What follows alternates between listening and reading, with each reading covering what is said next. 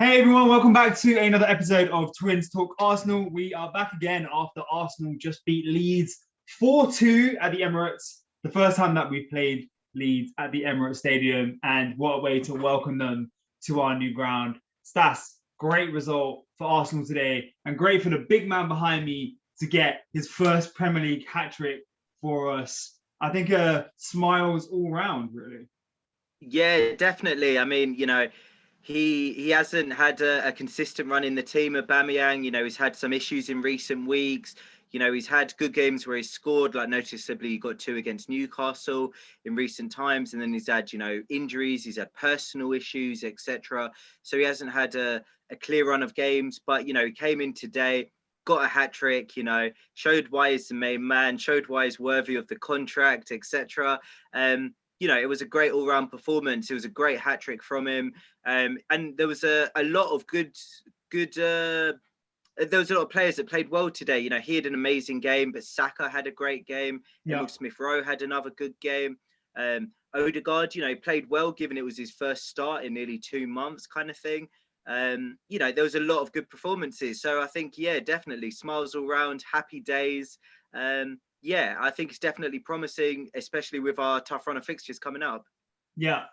I think we had a strong first half performance. Second half, I know we ended up losing 2-1, but you know what? Against a team like Leeds, you're going to concede some chances. And I think they're going to score against a lot of good teams. So it maybe wasn't a surprise that we conceded 2 goals. Even though we've been so good defensively this year, I think up against Leeds, even the best teams are going to concede sometimes. So it was important that once we had conceded those 2 goals, we managed to kind of solidify, take a step out, and like take the sting out of Leeds' attack a little bit. And I think we coped with them very well. I was having horror images of us going back to that Newcastle game. It was 10 years ago where we conceded 4 goals and a 4-0 lead slip. But that didn't happen today. And I think that shows kind of the strength that we have in this team. I know we've not had the best 2 results recently, but it was important that given the hard run of fixtures that we have coming up, that we win today and we managed to get it over the line, which I think was really important. Yeah, definitely. I mean, after the draw against Man United, we spoke about how Arsenal, ideally needed to get, at least 4 points from the next 2 games. The results didn't go as well as planned. We ended up losing both for various different reasons, which we've talked about in our previous videos. But, it made today's game imperative for us to get back to winning ways. There was no guarantee that we would have got back to winning ways. This is an Arsenal team where, we've got a very good defensive record, second best in the league behind Man City. But, in our 11 home Premier League games, we'd only scored 12 goals. So, before the Leeds game, we're only averaging just over 1 goal a game against a Leeds team, which, are offensive. That they'll get chances. You to an extent, you back them to score in each game. Leeds, they got 2 against Man United. They got 3 against Liverpool at Anfield. So, it's a team that can go to away games and get goals basically. So that Leeds are a dangerous team. And I think, given that, on paper, it wasn't an easy game by any stretch of the imagination, but we got the result in the end, and that's the most important thing. Yeah, I think a lot of Arsenal fans were looking at this game, especially after we'd lost our last 2, and maybe we're being a little bit fearful about what Leeds were going to do to us when they visited. And then we had Man City as well coming up. So the kind of performance we put out in the first half, I think, was very impressive. We were dominating every aspect of that midfield. We were doing that without probably 2 of our best players this season, Partey and Tierney as well. So I think we've got a lot to come from Arsenal when those 2 players come back. I think a lot of our performance was down to the return to form of this big man behind me, Auba. Controversial and big decision from Arteta, I think, at the beginning of the game to leave Laka out. Because Auba's had a few games where he's been out on the left and he's not looked the sharpest tool at Arteta's disposal. But today, Auba was on point, and this is the striker that we saw at the end of last year. Almost had a perfect hat-trick today. He hit the post as well, could have matched Thierry Henry for the last time that we beat Leeds in the Premier League at home with a fourth goal. But one of the most important things, I think, from today was the fact that Auba didn't get substituted off injured. The last few games that we've seen Auba where he has scored and then has missed the next game. Whether it was because his mum was ill, whether it's because he was injured, he's never been able to get that run going on. And there were 2 moments at the end of this game where it looked like he might be injured. So the fact that he managed to walk off the pitch, I think, is the most important thing. And hopefully we can have him against Man City and have him on a bit of a run now. Yeah, no, 100%. I mean, you know, every Arsenal fan knows the importance of Aubameyang. You know, I know he hasn't been as clinical this season as he was last season, generically speaking. And yeah, like you touched on, there's been numerous reasons for that. But, you know, he is Arsenal's main man. He's Arsenal's best finisher. So, you know, he's definitely someone that we want to be match fit. We want him to get a run of fixtures and ultimately show what he's about. And you know, what I would say as well, though, another touching point of this game, obviously the VAR controversy, you know, with that penalty, Saka's penalty, which got overturned. What were your thoughts on that? I was so vexed. I'm sorry, but the last few games, right, we've had decisions go against us, which should not be going against us. Martinez should have given a penalty to Lacazette. The pull on Lacazette, yeah. Yeah. David Luiz should not have been sent off. You know, Bernd Leno had a bit. Okay, that's not like that's not a decision that happened against Arsenal, but Bernd Leno was an idiot. Do you know what I mean? Like, we've been unlucky in the last few games, and this is another decision which just seemed like it was going against us. I thought that was 100% a bang-on penalty against Saka. The only thing that equals this out is I thought that Leeds should have had a penalty later on in the game. So I think it worked out in the end. Do you think? I think there was a difference between the two. I mean, my personal take on it is the Saka penalty, to an extent, I think it would have been soft. Though it wasn't a reckless challenge or anything like that. But, you know, what I would say is the ref had given the penalty. Yeah. I don't think it was a clear and obvious error from the ref. So, you know, I think maybe it was a soft penalty, but I think it was a penalty. And so, you know, for VAR to overturn it to an extent, I do think that I think that was harsh. I mean, I don't think it was a clear and obvious error. For it to be a clear and obvious error, really, it implies that he dived. You know, there wasn't contact. If there's contact and you go down in the box, if the contact makes it a foul, it should be a penalty. You know, you look at like David Luiz against Wolves. Exactly. There wasn't a lot of contact at all. But if that's given as a penalty and VAR doesn't overturn it with minimal contact, then surely with minimal contact, you know, if you think it was a soft penalty, surely this should be a penalty. Exactly. So how can VAR overturn it? That's exactly what I'm saying. If David Luiz's was a bang-on penalty and my man was sent off, okay, but even if you disagree that like it's a penalty or whatever, David Luiz should not have been sent off. But anyway, if that was a penalty, this was 100% a penalty. Fuck it. Saka is at full tilt, running towards the goal, and the guy pushes him over. Yeah. I get it's like a barge, it's a strength situation, but I'm sorry. That should have been a penalty. If Luiz is a penalty, that's a penalty. Yeah, no, exactly that. Like, I think, you know, when a player is running at full tilt, you know, you look at Eden Hazard when he was playing for Chelsea in his final season, he got like 5 or 6 penalties from minimal contact, but it was because he was running at full speed, and any contact brings him down. It's a foul. Exactly. By that same logic, I think Saka's, you know, I do to an extent, I think it would have been soft, but by the letter of the law, it's a penalty, and I don't understand VAR overturning it. Yeah. What I would say for Bamford's appeal, though, Cedric was in front of him. It wasn't side by side. And also Gabriel was in front of him as well. So they do block him, but they're in front of him. So I think it's a different... I don't think it's a foul. I don't think it's a penalty because they were in front of him. I think if they were behind him and had tripped him or something like that, then he would have had more of a case. But I think it was more desperation. They were in front of him, and I do think he was looking for it. Yeah, I guess I get what you're saying. Like, if, you know, you're running towards a ball and you're a defender and you get in front of the forward, you can like screen them out, which is what I guess. Yeah, exactly. Kind of the same thing, right? So I get that, fine. But yeah, you know what? I feel like that was a big moment in the match, because when Saka didn't get that penalty, I was sitting there thinking these are the kind of moments which have been happening to Arsenal this season where games have been turning on them. Yeah. Exactly like when we played Leeds last time.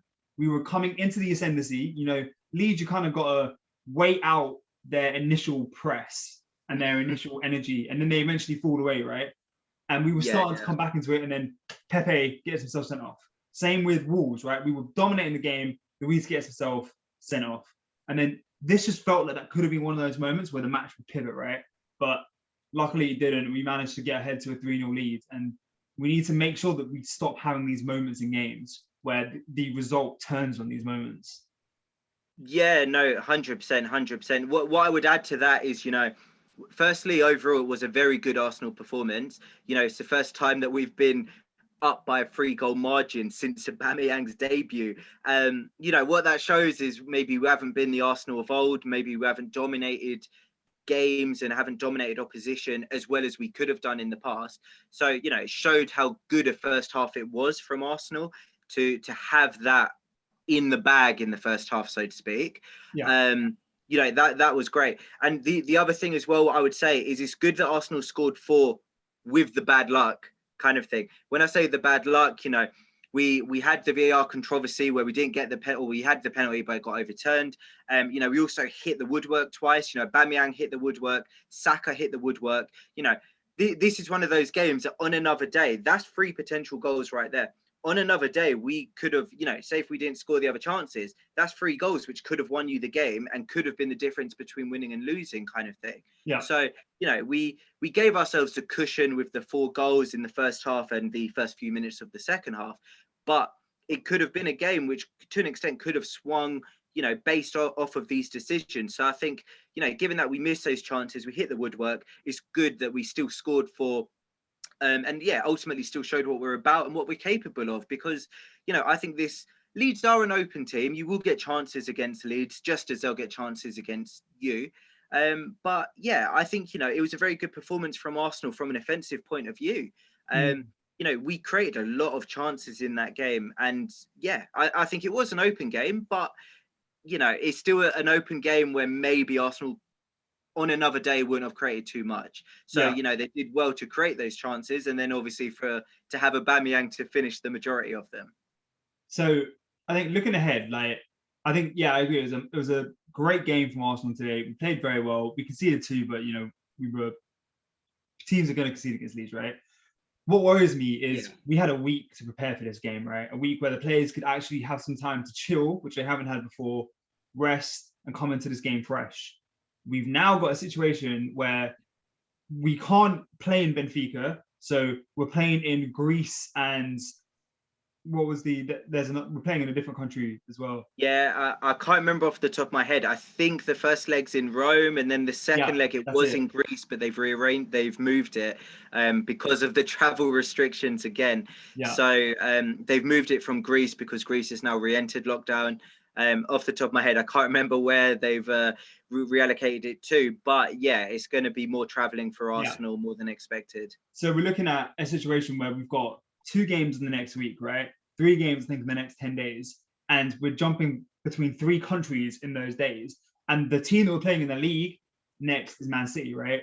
Who are going to be between the Benfica games. Yeah, they're going to be a little bit like Leeds in that they're going to have a lot of the ball. They're going to be sort of very attacking, and we're probably going to concede. And we're going to have to come into that game off of no rest as opposed to this game. So I think Arteta's got a bit of a hard job coping with this. And do you prioritize the Europa League, or do you prioritize the game against Man City, where we're probably going to lose anyway, based on the way that Man City are playing?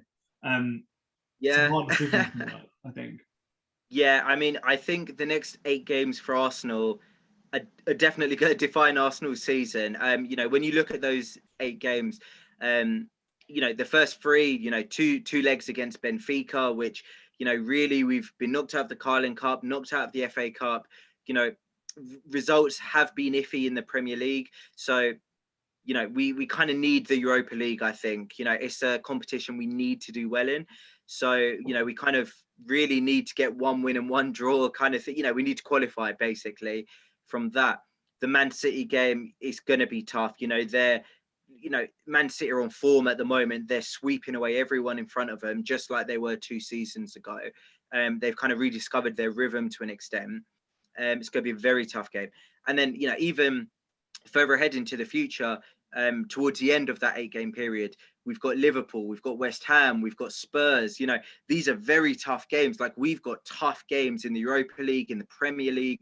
And, you know, I think it's good. Arsenal have got a good defensive record, of course, but, you know, these are the games where you see what Arsenal are about. We've got Leicester in the next 8 games as well. So, you know, it's going to be a challenge. It's going to be a struggle. But, you know, what I will say on the other hand is, you know, Arsenal do show promising signs, but can they show it on a consistent basis over the next 8 games? Exactly. If they can, you know, Arsenal, of course, have a chance. Arsenal can beat Leicester. Arsenal can beat West Ham. Arsenal can beat Spurs. Like, but Arsenal have to play well. If they can, we can beat these teams. But if we don't, you know, it's going to be the same as like where Wolves did the double over us. Villa did the double over us. You know, what we've seen from Arsenal this season, we've seen the good, but also the bad. We've seen what Arsenal are capable of in a positive sense, but we've also seen what Arsenal are capable of this season in a negative sense. And my concern is that this is a very, very tough next 8 games. And we need to see the positives, or the, you know, we need to see the real Arsenal, so to speak, because these are winnable games, but Arsenal need to turn up and need to be 100% focused. You know, we can't turn up 50-60% focused. You know, you're not ready at the start of the game. You know, like, all of this is bullshit. You know, Arsenal need to come out of the traps, make a quick start, and go for it. Basically, show what they're about, show why they want, you know, top 4, top 6, etc. By no means are we close to the top 4 or top 6, but it's because of, you know, the poor mindsets, the poor starts to the games, which has caused all of this. You know, Arsenal need to change your mentality, and we need to show why we're a top team, kind of thing. Yeah, I think you're right on the consistency. Like, the consistency has been the problem. I remember, like, looking at the first half of this game against Leeds today, thinking, when we play like this, we can beat anyone. But the problem is, exactly, we don't play like this all the time. You have a game like this, and you have a game like we had against Aston Villa, or you have like the first half against Wolves, and then the second half against Wolves. Like, you're right. Exactly. It's the quality is there. It's the consistency that needs to be delivered every single game. So, you know, hopefully we'll get there. But thank you so much to everyone that has watched this video. Please feel free to like, comment, and subscribe if you're liking what you see and you want to make some recommendations. But up the Arsenal, and we'll be back again at our next game to hopefully cover that as well with some more good news. So thanks so much, guys. See ya.